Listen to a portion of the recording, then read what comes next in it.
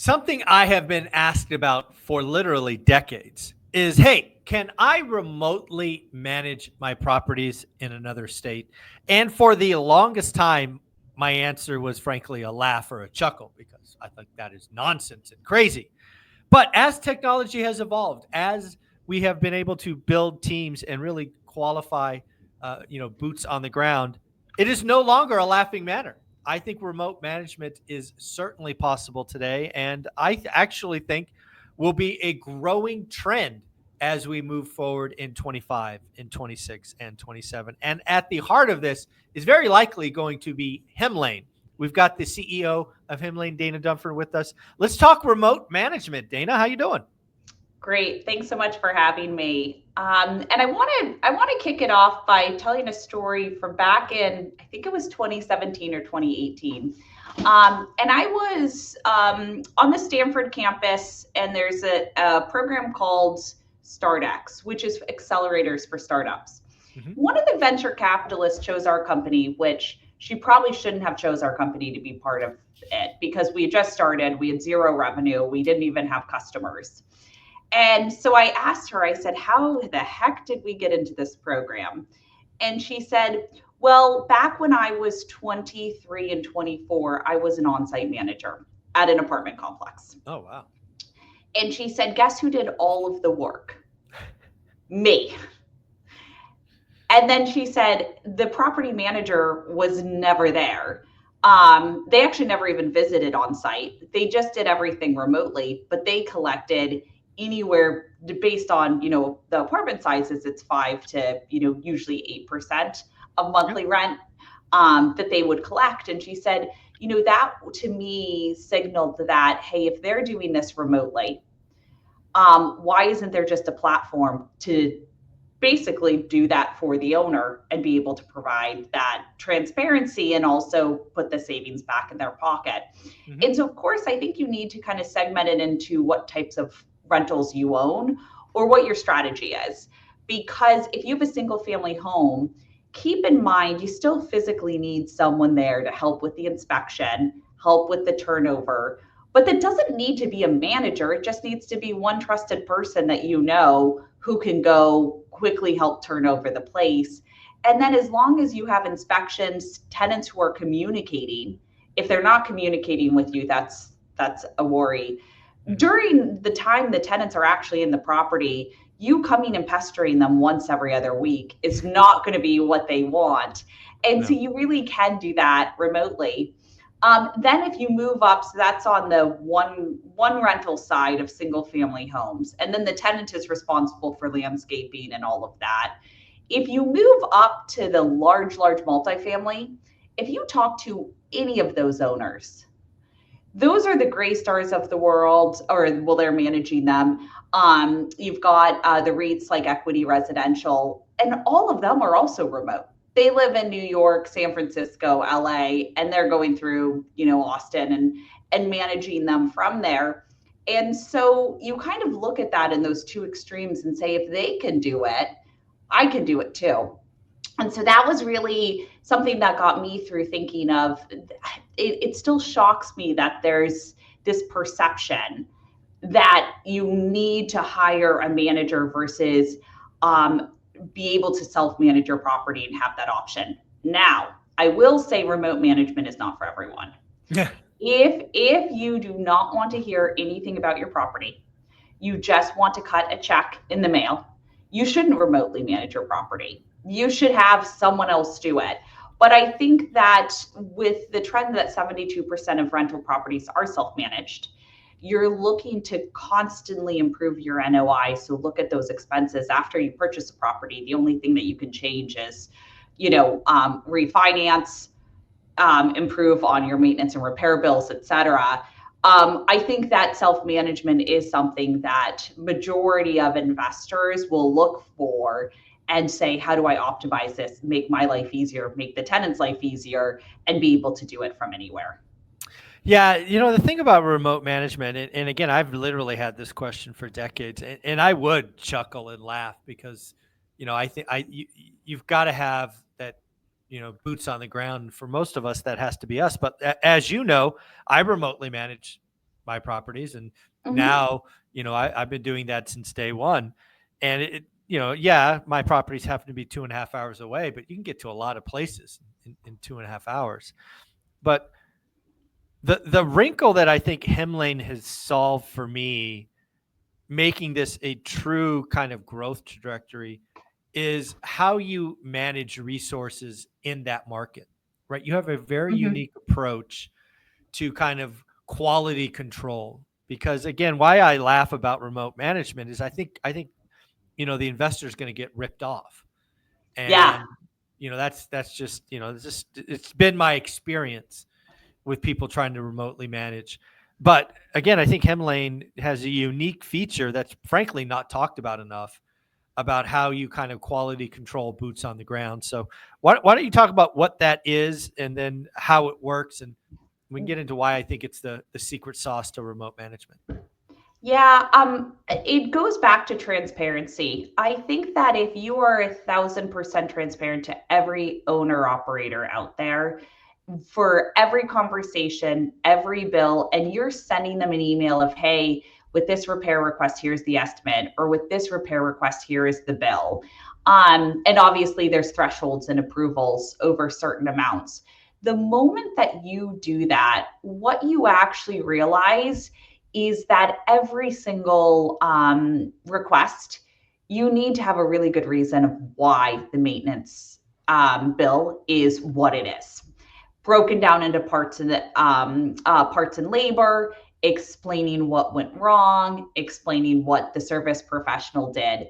I think that when it comes to not being transparent and more hands off, it's not that managers get lazy, it's that it's a low margin business. Yeah. And so their goal is to add more properties to their portfolio. And the moment they do, it suddenly becomes great. Service professional, go out to all these properties, go ahead and do the work, upload the invoice, and they're just tossing them in there. And their softwares are set up where it deducts from the rent. So let's just say it's January 5th and you'll have a reserve account in there, but like reserves to pay for bills. But let's just say it's January 5th and the repair bill is $500. They'll just upload it knowing you're not going to get alerted right away. And at the end of the month or on the 15th of the month, you'll still get some sort of check in the mail, but it's deducted from rent. So you still get something. In our case, we don't do that. We don't deduct it from the rent. You get, hey, you've gotten your rent on the 3rd of the month.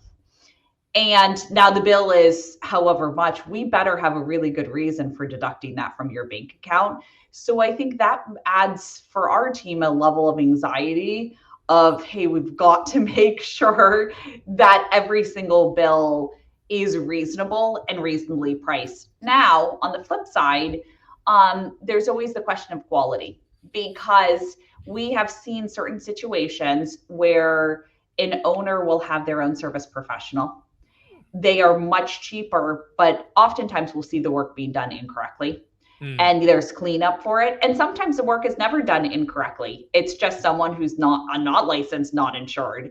And so there's always, I think, a balance with that. I mean, personally, I would only use someone who's licensed and insured for their trade, just because I like to cross my T's and dot my I's. But as an owner, you have a lot of different options there of who you want to use in the market to do any sort of repairs.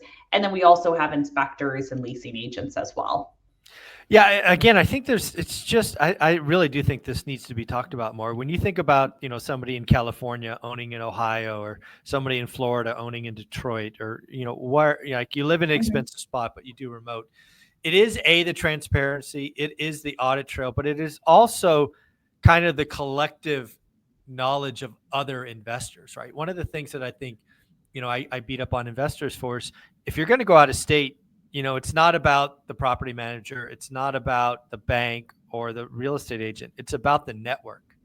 And Yep. something that Hemlane brings to the table is kind of that ever growing, ever changing network of boots on the ground, from leasing agents to painters to electricians to lawyers to, to all of those things. And I think you should be pitching that more, selling that more. It should be a main feature. It's And again, it's like this evolving network, like, because you know the reality. Somebody you work with day one is great. Maybe they're great for a year and a half, and then something changes. You Yep. know, they get divorced or become alcoholics or whatever it is. The work changes, and they're out of the system. The next person's in. So I think getting reviews from, you know, other folks, and that's kind of the Hemlane strength, right? 28,000 or so rentals across the country, but it's that network of people with boots on the ground. That's what really makes it possible for remote management, in my opinion. Yep, exactly. And the other thing about that with the service professionals is we're asking for reviews from both the owner as well as the tenant, or manager, anyone who's in our system. Mm-hmm. And we tell them this is not shared with the service professional. Right. And the reason for that is we really want a strong, a lot of reviews. Yeah. And I think the problem with other networks out there is they connect you with the service professional directly, and then they say review this person. And a lot of times I'm like, well, this person knows where I live. I'm Yeah. not going to review Exactly. them. I'm not going to go ahead and review them, or they know where my tenants are. That I'm not going to review them and risk anything. And so in Of our case, course. Yeah. it's actually really funny. I had a service professional, gosh, it was from like 4 or 5 years ago, so a long time ago, leave a message for the team, but said, "Hey, Dana, interested to see if you have any work." And so I went into the back end of our system to be like, why hasn't our team contacted this person? And it was because of review from an owner that like, hey, this person wasn't professional enough, et cetera. And it was like, oh, that's why they're still not getting Yeah. Exactly. business from us. And so I think it's a really good way to hold people accountable. And also it's really, really hard to find really good tradesmen out there, because I do think it is a really challenging job, just from how much you get compensated versus what you need to know and all of that. And so, as much as we can do for our user base to get the best ones out to them is really our mission and goal. Again, that is just so much power that I don't know that's talked about enough. Again, the idea of getting reviews from not only the owner but the tenant or the property man, the on site, but Mm-hmm. not sharing it with the actual tradesperson, right? Everybody's familiar with getting emails or text message, hey, fill out my Google review or whatever thing. But you're like, no, that's not what we do. We won't share, like, we won't share it with them because we really want the truth. Because you're absolutely right. Yeah, If I'm going to leave a review with somebody who knows where I live, it's only going to be positive or it's not going to happen, right? I'm not writing a exactly. bad review. Yeah, yeah. And that's what you see about a lot of these service professionals on other platforms, is that they have a lot of 5-star reviews, but their price is really high. And someone just felt, oh, they're pressuring me into giving them a good review. But Right. like when you actually look at the price versus what you get, it was really expensive. Yeah. So, I mean, there's so much inside of Hemlane. I don't know that we do a great job. I need to do a better job of kind of pulling things out of you. Again, it's the tradesperson, it's the reviews, it's not sharing, but you also help with advertising and just Mhm. for me, it was always the audit trail, the financial reporting. There's just so many things inside Hemlane. If somebody wanted to look at it for remote management, where do they go? Yeah, you can go to Hemlane, HEMLANE.com. We have a free trial, so go in there and play around with it. You can go ahead and, well, so I don't recommend advertising if it's not available because Yeah, tenants will inquire. So yeah, that yeah. is It one actually caveat. works. Yeah, don't do that. But you can create lease agreements in there. You can go ahead and add a tenant, set up rent collection. And then one of our features that's just free for everyone indefinitely is accounting. So if you want to sync up your bank account, you can sync your bank account, and then you can record all of your expenses in there, and then you'll see your P&L and L and everything else populate. Also, don't forget again, there's so much there that we almost forget to talk about it. You have a resources tab, right? There's so much stuff changing in the landlord world. Just going to hemlane.com/resources. I mean, landlords can get lost in there. There's so much value. Yeah, there's a lot of things we've needed to structure. I've noticed even it's unfortunate AI has been wrong a lot of times with tenant landlord law. And it's actually one of those things that I think they eventually in a couple of years will get it right, but it's not quite right. And so it doesn't tell you the whole truth. Right. Some examples of that is like you're like, hey, I'm in Seattle. How many days notice do I have to give for a rent increase? And it will tell you 60 days because that's Washington's law. But Seattle's law is different. And Yeah. so those types of caveats I think with it are really important, and just it added some structure personally for us to be able to have everything in there and constantly updated as laws change. Because in all honesty, I think a lot of people are worried about how much regulation there is Yeah. in real estate investing. And I think it would be beneficial if that changes. Do we think it will change anytime soon? I don't think so. It got even worse with COVID. And so, from that perspective, it's really good just for you to have some resources in there.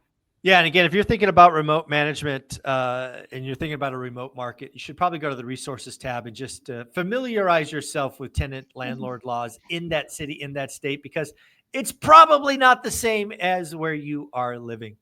So go get educated in himlane.com/resources. Dana, you're amazing. Take care. Thanks so much for having me.